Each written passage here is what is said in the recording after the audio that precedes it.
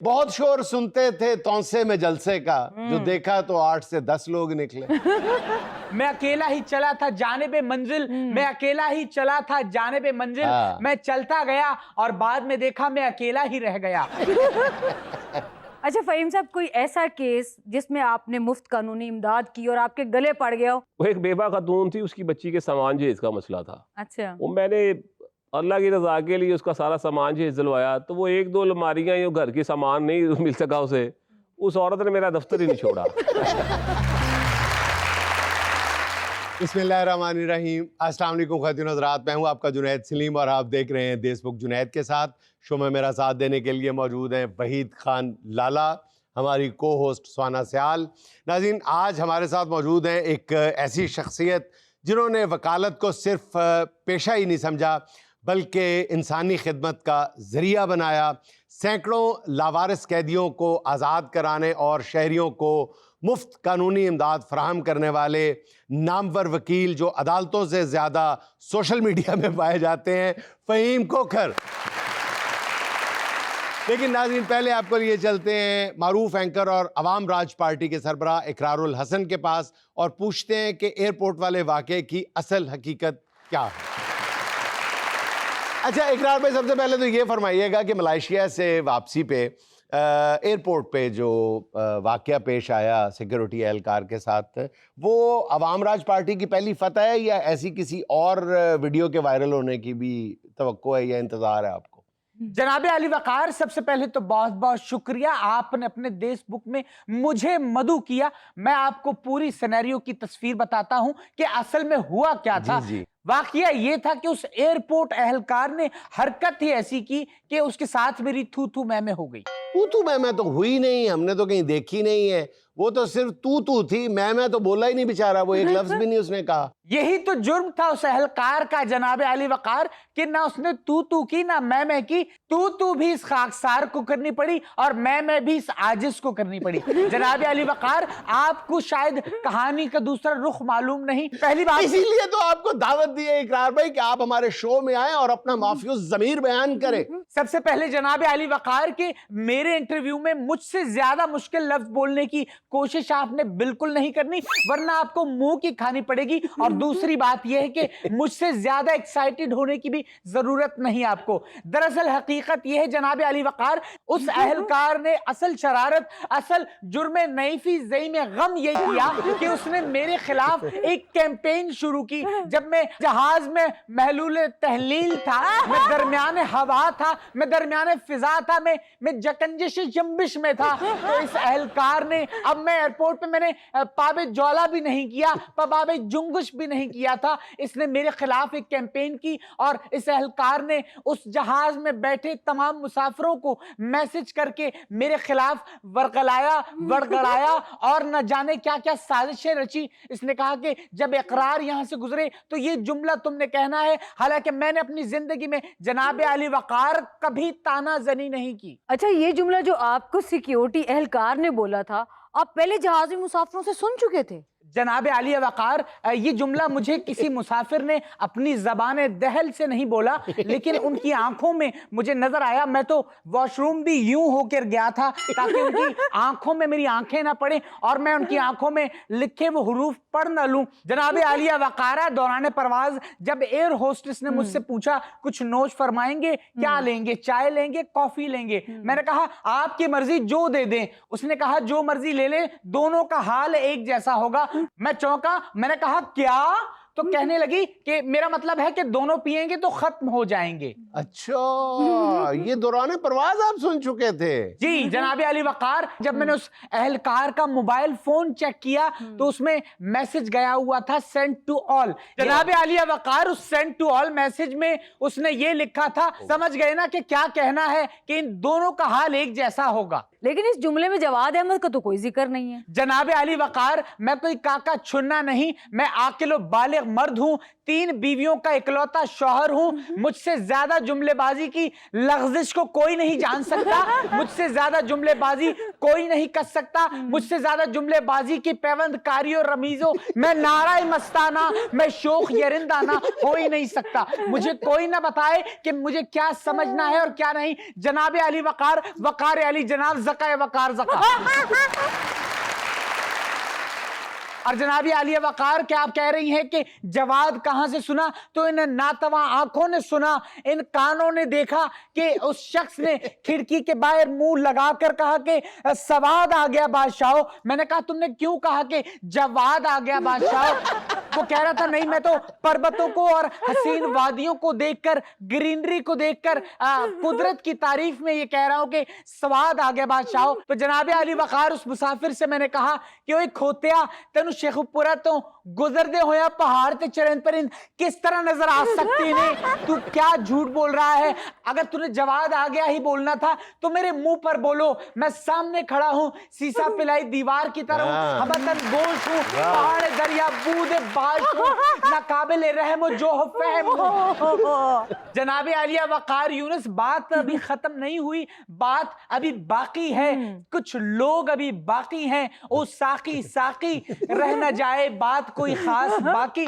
بات یہ تھی کہ جناب عالیہ وقار یونس جب میں ایئرپورٹ پر پابا جولا قدم رنجا ہوا میں نے دیکھا اس اہلکار نے ایک معیوب سی حرکت کی جب میں وہاں سے گزرنے لگا کیا معیوب حرکت کی یہی تو جاننا چاہتے ہیں کیا اس نے جرم سرزد کر دیا جناب اعلیٰ وقار قریشی جب میں وہاں سے گزر رہا تھا تو اس نے وہ معیوب حرکت یہ والی کی تو میں نے جب پلٹ کر دیکھا مجھے بڑا معیوب لگا میں نے کہا یہ تم نے اشارہ کسے کیا یہ کوئی طریقہ ہے بلانے کا تو کہنے لگا نہیں میں نے کوئی حرکت نہیں کی جب بعد میں نے سی سی ٹی وی فوٹیج دیکھی جناب عالیہ وقار مصطفیٰ قریشی اس کے بعد اس میں نظر آیا کہ اس نے ہاتھ یوں اپنا دور کیا میں سمجھ گیا کہ یہی وہ اہلکار ہے جو مجھے بدنام کرنے کی سازش کر رہا ہے اقرار بھائی اتنے سے جملے سے کیا قیامت آ گئی ہے آپ کے لیے یہ اتنا سا جملہ ہو سکتا ہے نہیں کبھی نہیں میں اپنے کام پر کبھی کمپرومائز نہیں کروں گا جناب عالیہ وقار سنیے آگے کیا ہوا کیونکہ سازش کا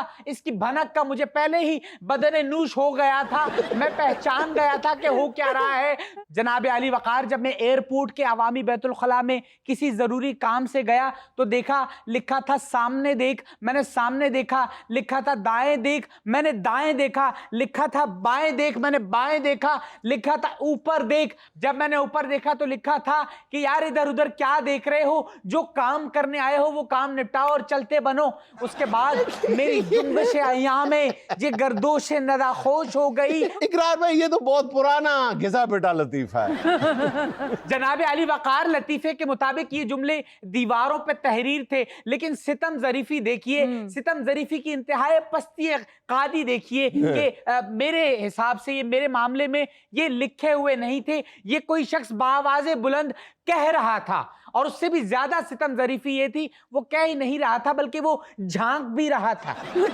اچھا اقرار بھائی چلیں اس واقعے کو چھوڑیں یہ بہت شور سنتے تھے تونسے میں جلسے کا جو دیکھا تو 8 سے 10 لوگ نکلے جناب علی وقار آپ کے شعر کے جواب میں بھی ایک شعر جو ہے وہ کہنے کی جسارت کروں گا میں اکیلا ہی چلا تھا جانب منزل میں اکیلا ہی چلا تھا جانب منزل میں چلتا گیا اور بعد میں دیکھا میں اکیلا ہی رہ گیا اور جناب علی وقار ایک اور شعر عرض ہے کہ نکاح مرد مومن سے بدل جاتی ہیں تقدیریں نکاح مرد مومن جی جناب علی وقار نکاح مرد مومن سے بدل جاتی ہیں تقدیریں یہ خاکی اپنی فطرت میں بس ناری ہی ناری ہے ناری نارے ناری مل گیا میلو ناری نارے ناری مل گیا میلو جناب علی وقار یہ سازشوں کا ایک جمکٹھا ہے اے آئی کا دور ہے آپ جانتے ہیں ہر چیز ممکن ہے کسی کو آپ زیڈ بنا سکتے ہیں کسی کو ایکس بنا سکتے ہیں ایک منٹ اقرار بھائی اے آئی کے ذریعے بندے زیادہ تو کیے جا سکتے ہیں کرسیاں خالی کیسے ہو گئی ہیں جناب علی وقار حقیقت کا آپ کو بالکل اندازہ نہیں کہ وہاں پہ کیا سازش رچی گئی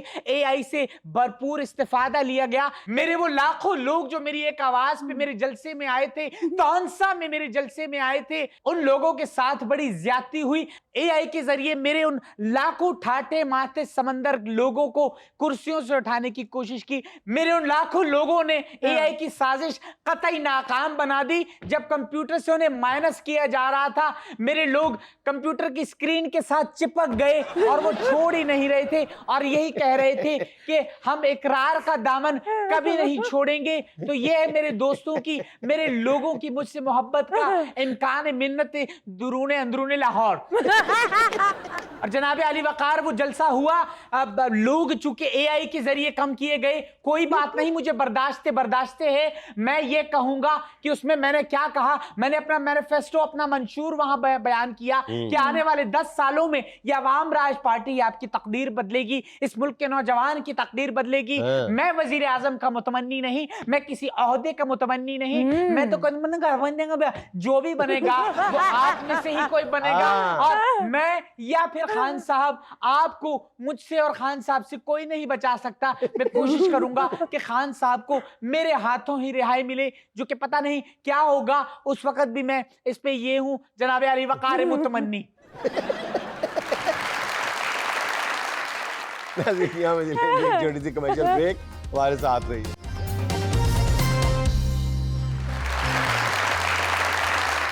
अच्छा फहीम भाई, ये बताएं पूरी ईमानदारी के साथ कि अगर आज सोशल मीडिया इस तरह एक्टिव ना होता तो भी आप बेकस कैदियों की, बेनवा कैदियों की इसी जोशो खरोश के साथ मदद कर रहे होते? यानी मैं अपना जो सवाल है उसको ज़रा मैं कवर करके कर रहा हूँ। दूसरे लफ्ज़ों में मैं ये पूछना चाह रहा हूँ कि क्या जो कुछ आप कर रहे हैं ये आप दिखावे के लिए कर रहे हैं? शौक इंसान को पैदा होता है शाबाश से।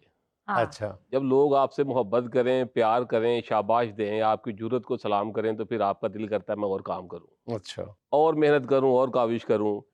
शायद सोशल मीडिया ना होता तो मैं 10, 12, 15 कैदी छुड़वा कर चुप कर जाता, लेकिन जब मुझे प्यार मिला, मोहब्बत मिली, दुआएं मिली, लावारिस कैदियों ने मुझे जेलों से पैगाम भेजे, रुके भेजे, और उनके वारसान मेरे दफ्तरों में आके मुझे दुआएं मिली, मिठाइयों के डब्बे मिले, तो फिर मैंने कहा यार ये तो बड़ा अच्छा काम है। दुनिया में दिखावे हर चीज़ के होते हैं, लेकिन अगर आप किसी काम को खुलूस नीयत के साथ करें ना, ईमानदारी से करें, तो फिर उसमें दिखावा भी थोड़ा सा चल जाता है, लेकिन उसमें वसूली बहुत बड़ी होती है। आपकी साफ गोई को हम खराज तहसीन पेश करते हैं। अच्छा, इसका मतलब ये है कि सोशल मीडिया की वजह से आपको एक तो दाद मिली, एक लोगों ने राब्ते किए तो आपके काम में आपको मदद भी मिली, इसलिए दो तरफा मामला है। जब मेरा पैगाम पहुंचा ना, जब मस्जिद में अजान होती है ना, तो फिर लोग नमाज पढ़ने जाते हैं। अजान ना हो तो फिर लोग सोचते हैं शायद कारी साहब कितने लेट हो गए ने।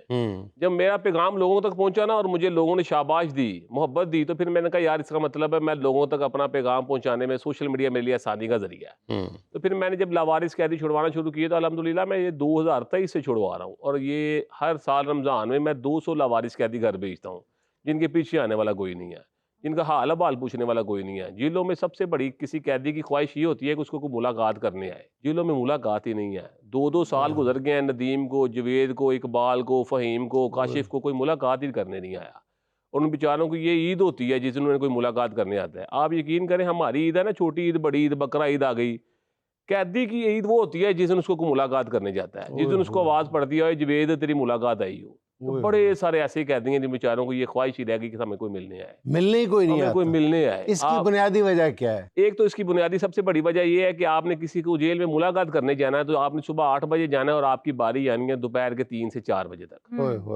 पूरा दिन का ज़या है।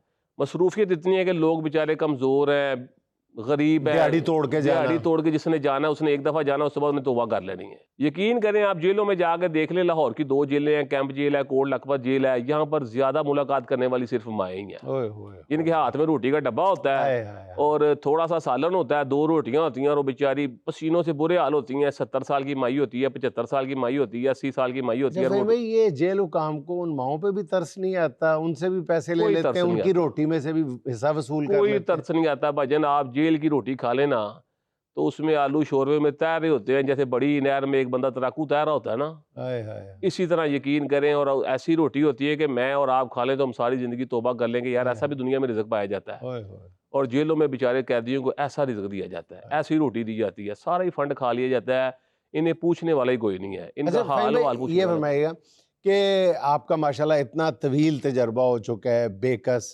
बेनवा कैदियों की मदद करना, गरीब की मदद करना, उनका पुश्तीबान बनना, उनकी ज़मानत का एहतमाम करना और सारे उनके कानूनी और माली मुआवनत करना।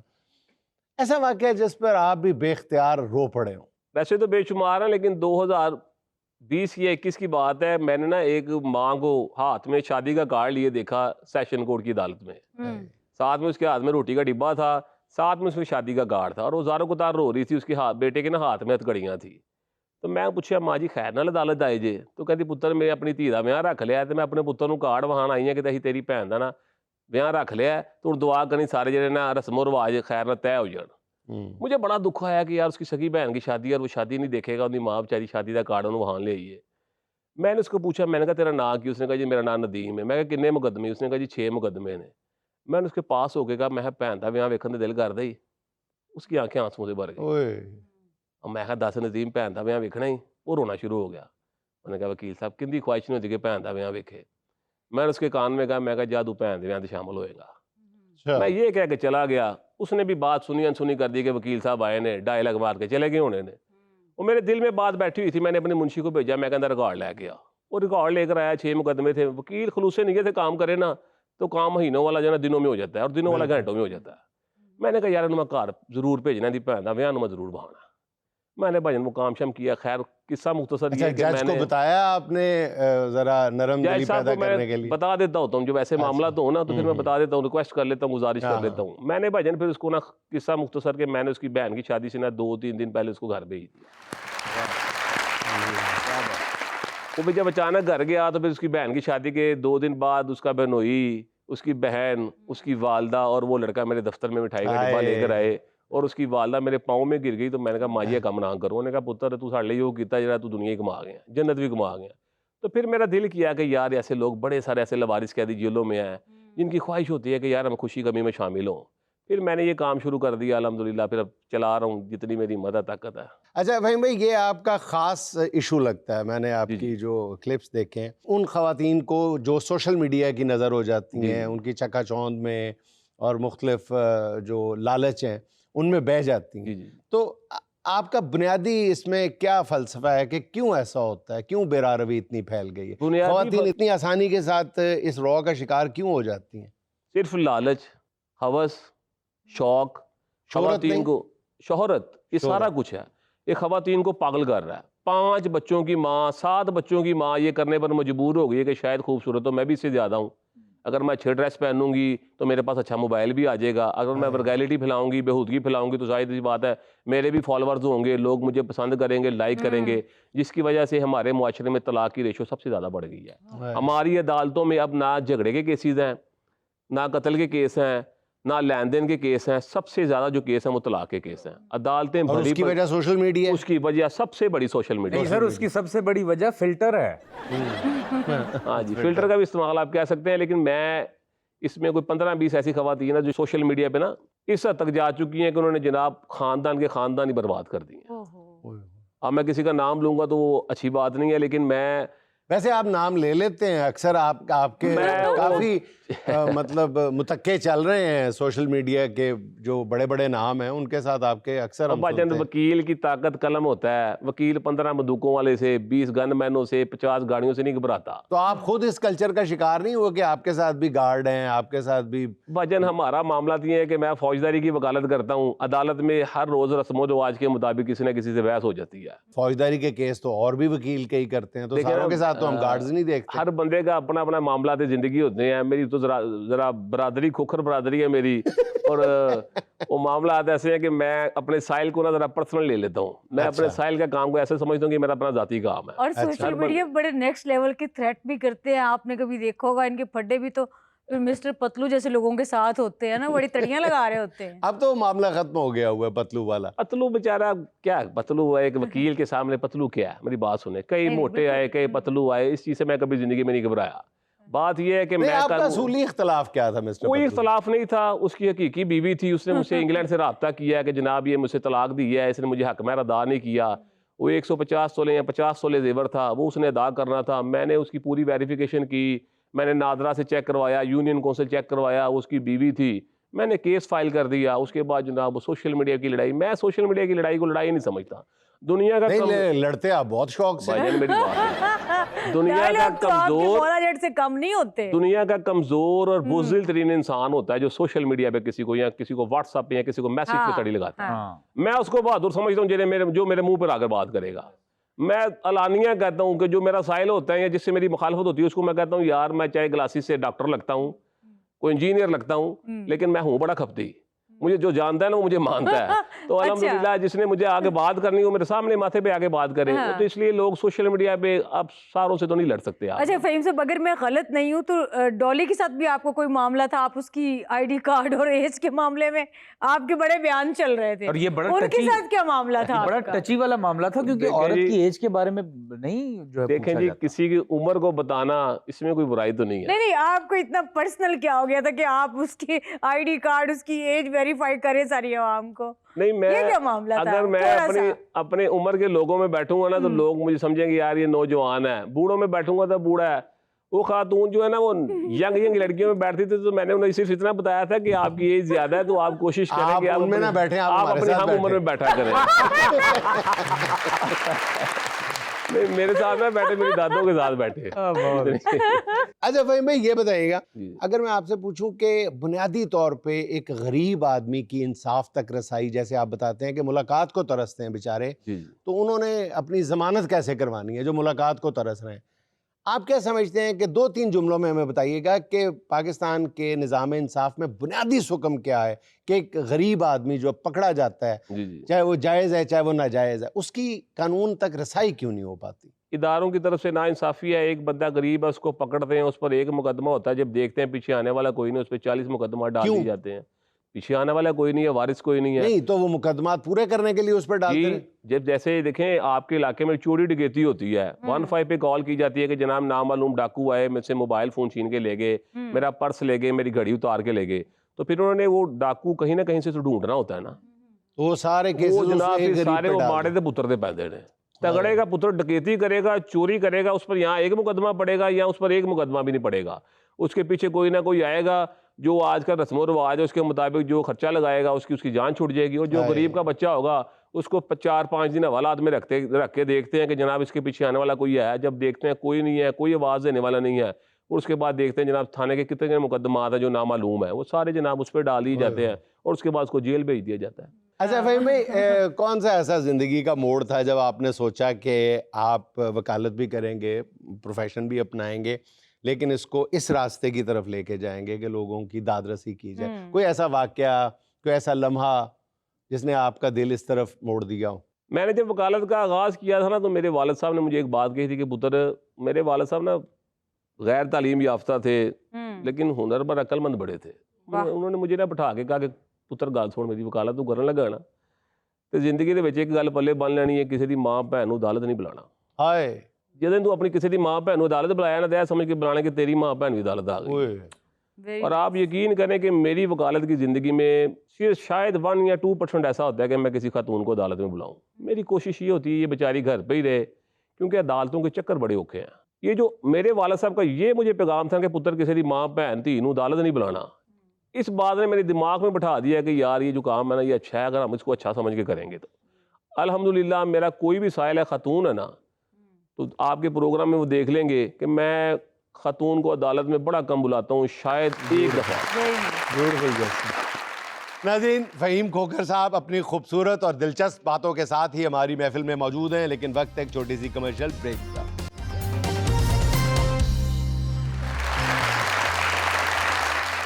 اچھا فہیم صاحب, کوئی ایسا کیس جس میں آپ نے مفت قانونی امداد کی اور آپ کے گلے پڑ گیا ہو, آپ کو پچھتاؤ ہو کہ یار یہ کیس مجھے نہیں پکڑنا چاہیے تھا؟ وہ ایک بیوہ خاتون تھی, اس کی بچی کے سامان جہیز کا مسئلہ تھا. اچھا. وہ میں نے اللہ کی رضا کے لیے اس کا سارا سامان جہیز دلوایا تو وہ 1-2 الماریاں یہ گھر کی سامان نہیں مل سکا اسے. اس عورت نے میرا دفتر ہی نہیں چھوڑا. انہوں نے کہا وکیل تو میں جڑا وعدہ کیا تھا پورا کر. اور میں کہا بی بی میں تھانوں اللہ کی رضا سے ٹریا ہاں, میں آپ کی مدد کی ہے بے لاؤس, کسی رقم کے بغیر, کوئی فیس نہیں میں نے آپ سے لی اور آپ میرے ساتھ ایسے کر رہی ہیں. تو کبھی کبھی آپ کی نیکی نا آپ کے گلے بھی پڑ جاتی ہے. یہ جو آپ ان خواتین کو کرٹیسائز کرتے ہیں جو سوشل میڈیا کو اپنی انکم کا ذریعہ بناتی ہیں, ان میں بہت ساری خواتین ایسے بھی ہیں جو یہ دعویٰ کرتی ہیں کہ ہم حدود و قیود میں رہ کے سوشل میڈیا کا استعمال کر رہی ہیں، ہم پر کیوں اعتراض کیا جاتا ہے؟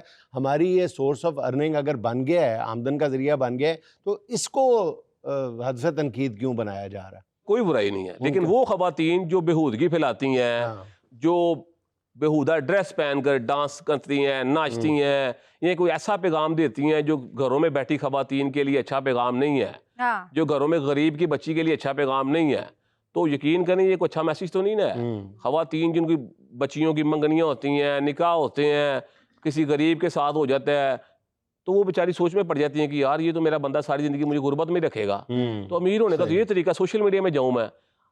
بڑی ساری خواتین میرے پاس ایسی آتی ہیں کہ وکیل صاحب میرا بندہ 40,000 روپے مہینہ کماتا ہے، میں کس طرح گزارا کراں؟ میں سوچتا ہوں یار میرے والدین کا دور تھا، ہمارے ماں باپ کا دور تھا، تو وہ تو غربت میں بھی گزارا کیا لوگوں نے۔ خواتین کے حوالے سے تو آپ ایک خاص نقطہ نظر رکھتے ہیں سوشل میڈیا پہ آنے کے حوالے سے، مردوں کو آپ بہت کم تنقید کا نشانہ بناتے ہیں، جو یہ دھوم دھڑکے کے ساتھ 6 گارڈز کے ساتھ نکلتے ہیں، پنجابی گانے لگے ہوتے ہیں، اور چاہے اصل زندگی میں اس کے پاس کھانے کے لیے پیسے نہ ہوں، لیکن جو ٹک ٹاک بنا رہا ہے تو وہ ویڈیو کلپ بنا رہا ہے، تو اس وقت وہ ایسا اپنے آپ کو بدماش پینٹ کرتا ہے، اور وہ ہزاروں نہیں لاکھوں نوجوانوں کے دلوں کو، ذہنوں کو وہ خراب کر رہا ہے وہ بندہ۔ ان پر آپ نے کبھی تنقید نہیں کی؟ نہیں، بات پتہ کیا ہے، یہ آج سے 1 سال پہلے کی بات ہے۔ اب سی سی ڈی نے یہ کام جو ڈالا کر چلا ہے نا، اور یہ سیکیورٹی گارڈ والا کلچر ہے، یہ ختم کر دیا ہے۔ آپ نکلیں سڑک پہ پورا لاہور گھوم لیں، آپ کو کوئی سیکیورٹی گارڈ والا بندہ نظر نہیں آئے گا، اگر آئے گا تو آپ اس کی تصویر اتار کے سی سی ڈی کو سینڈ کریں تو شام کو اٹھایا جائے ویڈیو گا۔ کلپس تو آج بھی بھرے پڑے ہیں ایسے نوجوانوں کے پیچھے، پنجابی گانے، سدھو موسے والے کے گانے لگے ہوئے ہیں، اور وہ جناب یہ جتنے پہلوان ہیں نا، جب ان کو پولیس ڈالا ناکے پہ روکتے ہیں نا، تو یقین کریں 1 کلومیٹر دور پولیس کا ناکہ دیکھ ان کی جان نکل جاتی ہے۔ تو بتائیں نا، یہ 20 سیکنڈ کی صرف ویڈیو ہی ہوتی ہے اور یہ کچھ نہیں سیکیورٹی ہوتا۔ گارڈوں کو کہتے ہیں کھلوئیو کھلوئیو اگے ناکہ جو بھائی، ایسے سیکیورٹی گارڈوں کا اور ایسے اسلحے کا کیا فائدہ ہے کہ آپ کو ایک پولیس کا کانسٹیبل ناکے پر روک کے جناب آپ چودھری صاحب کو بھی اتار کے اس کی بازو کھڑی کر کے اس کو چیک کرے، ساتھ اس کی سیکیورٹی گارڈوں کو بھی چیک کرے، اس کا اسلحہ بھی چیک کرے، اور جناب کوئی غیر قانونی اسلحہ اگر نکل جائے تو جناب تھانے جا کے جناب عزت ہوں، پھر جناب کبھی کسی وکیل کو فون کریں، کسی پولیس والے کو فون کریں۔ بڑے سارے ایسے چودھری ہیں جن کو میں بھی جانتا ہوں، جو تھے اب نہیں رہے۔ لاہور میں ڈالا کلچر سی سی ڈی نے کافی تبدیل کر دیا ہے۔ کوئی ایسا واقعہ بتائیے گا ہمیں کہ جس پر آپ کو اس کو حل کروا کے، اس کی مدد کر کے آپ کو اتنا دلی سکون ملا ہو کہ آپ کے اندر سے آواز آئی ہو کہ فہیم کھوکر آج پیسے پورے ہو گئے؟ میں نے گزشتہ دنوں ایک صلح کروائی ہے، 2 ماہ کا بچہ ہے، مرد نے طلاق کے 2 نوٹس بھیج دیے تھے، اچھا، تیسرا نوٹس آنے والا تھا۔ وہ خاتون میرے دفتر میں آئی، 2 ماہ کا بچہ اٹھایا ہوا تھا، گرمی سے بلک رہا تھا۔ میں نے اس کو کہا کہ آپ کی میں صلح کرواؤں گا۔ وہ بندہ جس دکان پہ کام کرتا ہے، شاپ پہ، میں ادھر جا کے اس کا ترلا منتا کیا کہ یار تیری مہربانی، چھوٹے سے بچے کا مستقبل کیا ہوگا۔ وہ جناب اس نے میری بات مان لی، اس نے کہا میں آپ کا فین بھی ہوں، آپ کو پسند کرتا ہوں۔ میں کہا یار تیرے چھوٹے سے بچے کا مستقبل خراب ہو جائے گا، 2 ماہ کا بچہ ہے، وہ بیچارہ بلک رہا ہے گرمی کے ساتھ، اور تیری بیوی 2-3 دفعہ میرے دفتر آئی ہے، اس سے صلح کر لے۔ اس نے میری بات مان لی، ان کی صلح ہو گئی جناب، وہ کوئی ہنسی خوشی زندگی گزار رہے ہیں، میں بڑا راضی ہوں۔ کیا بات ہے، کیا بات ہے۔ اچھا فہیم بھائی، میں بھی آپ کی ویڈیوز دیکھتا ہوں، جیسے جنید صاحب دیکھ رہے ہوتے ہیں، تو آپ نے ایک بات کہی تھی اپنی ویڈیو میں کہ یار اگر آپ کامیاب ہو جاتے ہو نا تو اپنا علاقہ آپ چھوڑ دیں۔ جی تو آپ کو کتنا عرصہ ہوا اپنا علاقہ چھوڑے ہوئے؟ مجھے بھی چھوڑے ہوئے تقریباً 8 سال ہو گئے، میں اپنا علاقہ چھوڑ گیا۔ اس کے پیچھے کیا حکمت ہے جی اپنا علاقہ چھوڑ دیں کامیاب ہو؟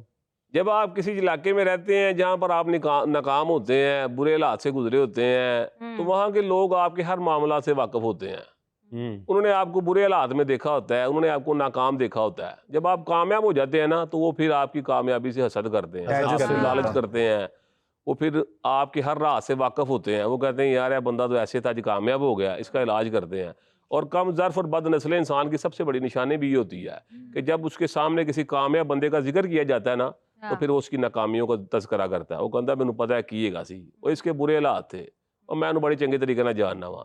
اس لیے میں لوگوں سے یہ کہتا ہوں کہ یار آپ جب کامیاب ہو جائیں نا تو سب سے پہلے اپنا وہ علاقہ چھوڑا کریں جہاں پر آپ نے ناکامی دیکھی ہوتی ہے۔ اچھا مزے کی بات بتاؤں، پرسنل بات ہے، جی میں نے اپنا علاقہ اب تک نہیں چھوڑا۔ اچھا فہیم صاحب، اگر کوئی بے گناہ آدمی پولیس کے ہتھے چڑھ جاتا ہے اور بے بسی کے عالم میں اس کو سب سے پہلا کیا سٹیپ لینا چاہیے، کیا کرنا چاہیے؟ میرے نال وکیل رابطہ کرے۔ اچھا، بات یہ ہے کہ بے بس غریب انسان اگر وہ چڑھ جاتے ہیں ہتھے تو پھر جناب اگر وہ تو قانونی طریقے سے کرے تو جناب اس کو پتہ ہونا چاہیے متعلقہ علاقے کے ایس پی کو جا کے اپلیکیشن دے، کیونکہ آج کل جو بھی پولیس کانسٹیبل ہے یا ایس ایچ او ہے یا کسی بھی رینک کا آفیسر ہے، اس کی شرٹ پہ 2 بیجز لگے ہوتے ہیں, ایک اس کے نام کا بیج ہوتا ہے, ایک اس کے رینک کا بیج ہوتا ہے. اگر کسی نے اس کے ساتھ بدتمیزی کی ہے, اگر اس کا نام ظہیر ہے, ندیم ہے, فہیم ہے, تو جناب اس کو جا کے متعلقہ ایس پی کو اپلیکیشن دے کے جناب فلاں بندے نے مجھے بلا وجہ تنگ کیا ہے, اس نے مجھے اتنی رشوت طلب کی ہے یا اتنے پیسے لیے ہیں. اصل پتہ کیا ہوتا ہے, ہمارے معاشرے میں لوگ کمزور اس وجہ سے ہو جاتے ہیں, یہ ڈر جاتے ہیں.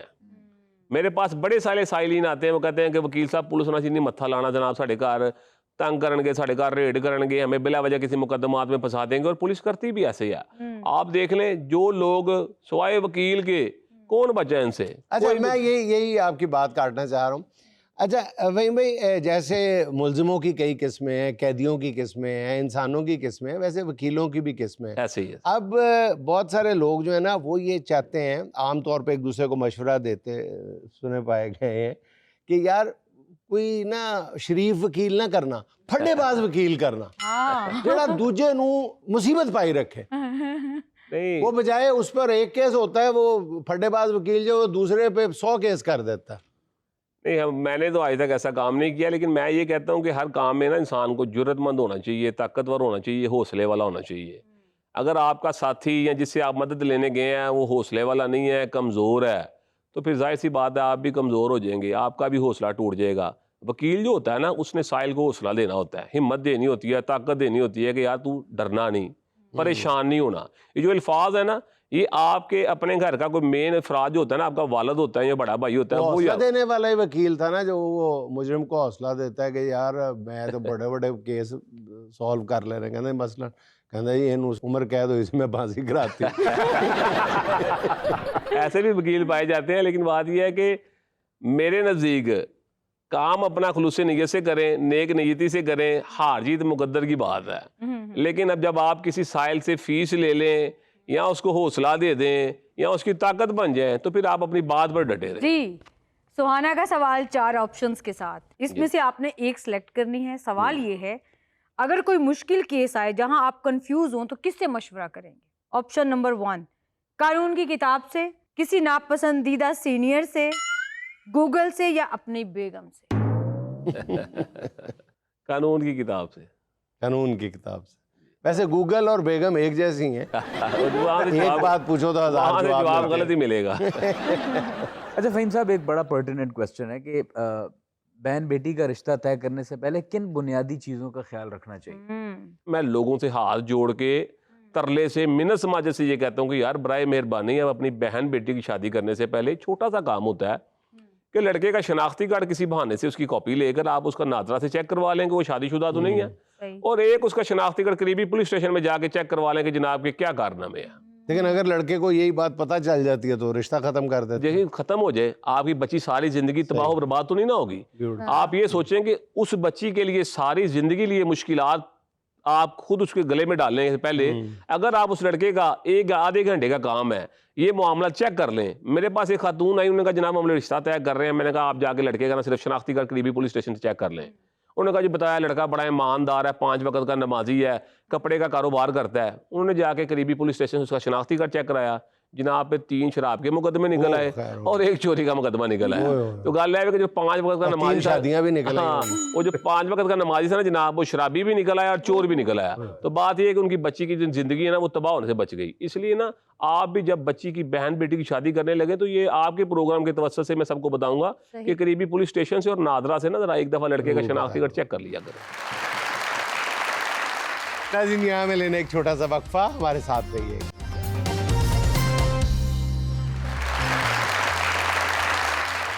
اچھا جی, جو آج کی پہلی بد تہذیبی ہے اس کا زیادہ تعلق ہے وہ ہے سوشل میڈیا سے.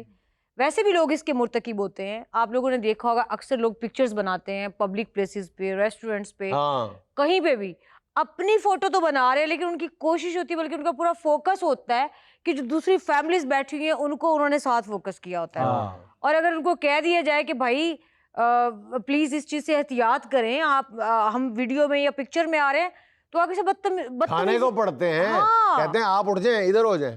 اچھا ان کا نا زیادہ بہت سارے کیسز میں نے دیکھا ہے, آپ کہہ رہے ہو نا کہ ان کا تھوڑا سا فوکس اپنی فیملی پہ یا جس کی تصویر لے رہے ہیں, بلکہ میں کہتا ہوں کہ اکثر کیسز میں نے دیکھا ہے کہ ان کا بالکل بھی فوکس اس پہ نہیں ہوتا جس کی وہ تصویر لے رہے ہوتے ہیں, ادھر ادھر ہی ان کا فوکس ہوتا ہے. ان کا ٹارگٹ ہوتا ہی ہے کہ اس کی فلاں کی تصویر لینی ہے. پرلے درجے کی بد تہذیبی اور بغیرتی ہے یہ, میں سمجھتا ہوں. ویسے دیکھا جائے نا, یہ ان کو ان کی دوائی کا ٹیسٹ دینا چاہیے, ان کی فیملی کے ساتھ اگر کوئی ایسا کرے. نہیں, اصل میں پھر وہی بات آ جاتی ہے نا کہ آپ اگر اسی بد تہذیبی کے مرتکب ہوتے ہیں جیسے وہ ہو رہا ہے, تو پھر آپ میں اور اس میں کیا فرق رہ گیا, اور اس کی فیملی کا کیا قصور ہے؟ جو یہ غلطی کر رہا ہے یا بغیرتی کر رہا ہے اس کا ذاتی قصور ہے نا, اس کی فیملی کا کیا قصور ہے؟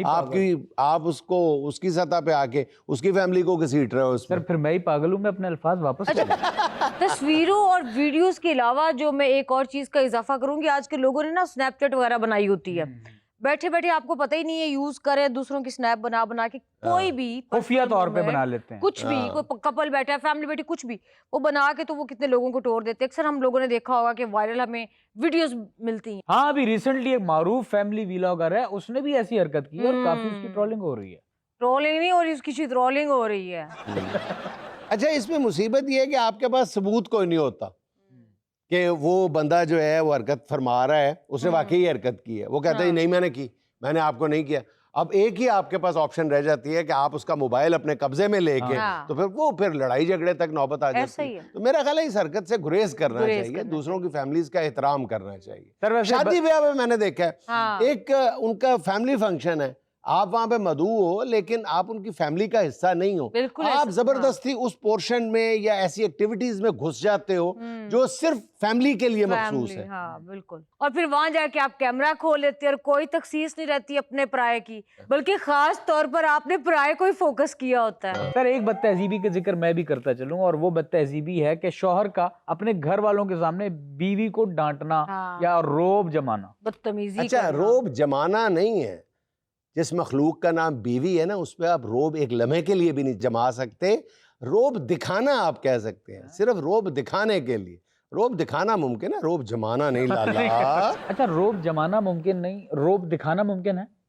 ہاں, اگر بیوی تعاون کرے تو, مگر اس میں پڑتی ہے محنت زیادہ. اور بیچاری بیوی کو تعاون کرنا پڑتا ہے آپ لوگوں کے ماں باپ بہن بھائیوں کو دیکھ کے, پھر 5 منٹ بعد جا کے آپ لوگوں کو اس کے اندر پاؤں پکڑنے پڑتے ہیں. 1 منٹ معاف کر دے, امی کے سامنے شوخی مارے ایسی ویسے ایسی میرا بڑا روب ہے. ہاں, کمرے میں جا کے پھر کہتے جانو میں کوئی زیادہ بدتمیزی تو نہیں کرتی, اور جانو بھی آگے سے آسمان پہ چڑھا ہوتا ہے, نہیں کرتے تو دیتی کوئی گل نہیں, چلو ایک سوٹ لے دینا, 2 ٹائم پانڈے تو دینا.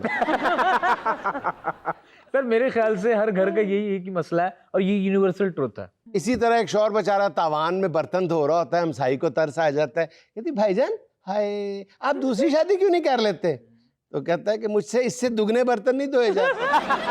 نہیں سر, کچھ شوہر ایسے ہیں جن کا روب ہوتا ہے. اچھا, میرا ایک دوست ہے, اس نے اپنی بیوی کو بولا اور ڈائریکٹ کہہ دیا ببانگے دوہل کہ بھائی برتن میں دھو دوں گا لیکن سارے سنک میں تم نے رکھنے ہیں. اچھا جی, جو آج میں آپ کو خبر سنا رہی ہوں نا, آپ لٹریچر پڑھنے والے بندے, آپ کی روح تڑپ اٹھے گی. محکمہ آبپاشی فیصل آباد کا عجیب کارنامہ, ولیم شیکسپیئر کے نام آبیانے کا بل جاری کر دیا. شیکسپیئر کو جڑاوالا کے گاؤں 535 گاف بے میں 32 کنال زمین کا مالک بنا دیا گیا. تو ولیم شیکسپیئر کو بھی مزہ آنا چاہیے نا, جو دوسروں کی زمینوں پہ شاعری کرتا تھا. ذرا پتا کرو رانجھے کو لندن میں نا ٹیکس پڑ گیا ہو, وہ وہاں پہ ولیم ٹیکسپیئر بنا ہو. سر ہوندے نے, اصلی شیکسپیئر بھی ہوندے نے. تمہارا مطلب ہے شیکسپیئر ذات ہے, اصلی رہی اصلی شیکسپیئر. سر ساڑھے پنڈ چک چاچا ہے, اس کا نام ہے شیخ کبیر. اچھا خاصا ایک ٹائم میں کھاتا پیتا بندہ تھا, اب گالی گالی میں لوگ اس کو شیکسپیئر ہی کہتے ہیں. شیخ کبیر شیکسپیئر ہی کہتے ہیں. ایجدے کوئی شیکسپیئر ہونا ہے. واہ واہ, سرائکی شیکسپیئر بن کے بیٹھا ہوگا, سارا دن کنویں کے کنارے سگریٹ پی رہا اور شاعری کر رہا.